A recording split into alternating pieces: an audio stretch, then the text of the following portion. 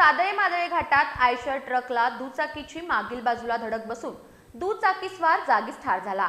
हा अपघात रविवारी सायंकाळी 5 वाजण्याच्या सुमाराला घडला।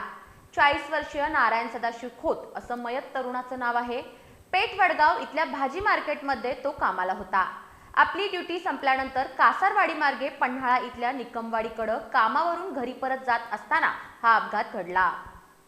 पोलिसातून मिळालेली माहिती अशी की रविवार असल्यानं घाट परिसर ते ज्योतिबा देवाला जाणाऱ्या येणाऱ्या पर्यटकांची रस्त्यावर गर्दी होती।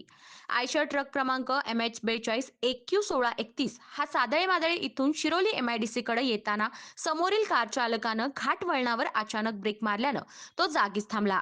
त्यामुळे ट्रक चालकानंही ब्रेक मारल्यानं ट्रक रस्त्यावरून घसरल्यानं ट्रकची मागील बाजू विरुद्ध दिशेला आल्यानं भरधाव दुचाकी स्वाराला त्याचा अंदाज आला नाही। तो ड्रायव्हरच्या बाजूला मागे जाऊन धडकला। त्यात त्याच्या डोक्याला जोराचा मार लागल्यानं तो जागीच ठार झाला। नारायण हा पेठवडगाव इथल्या भाजी मार्केटमध्ये कामास होता। आपली ड्युटी संपल्यानंतर तो कासारवाडी मार्गे पन्हाळा इथल्या निकमवाडीकडे जात असताना हा अपघात झाला। नारायण याच्या पश्चात आई, पत्नी, मुलगा आणि मुलगी आहेत। नारायण लहान असतानाच त्याच्या वडिलांचं निधन झाल्यानं त्याच्या कुटुंबाची सर्व जबाबदारी त्याच्यावर होती। या अपघातानंतर ट्रक चालक सातारा जिल्ह्यातील दरेवाडी इथल्या अभिषेक युवराज यादवला या अपघाताची माहिती नव्हती। तो कासारवाडी गावात येऊन तेथील दुकानात काही साहित्य घेण्यासाठी थांबल्यावर मागून येणाऱ्या नागरिकांनी त्याला या अपघाताची माहिती देताच तो तिथेच थांबला।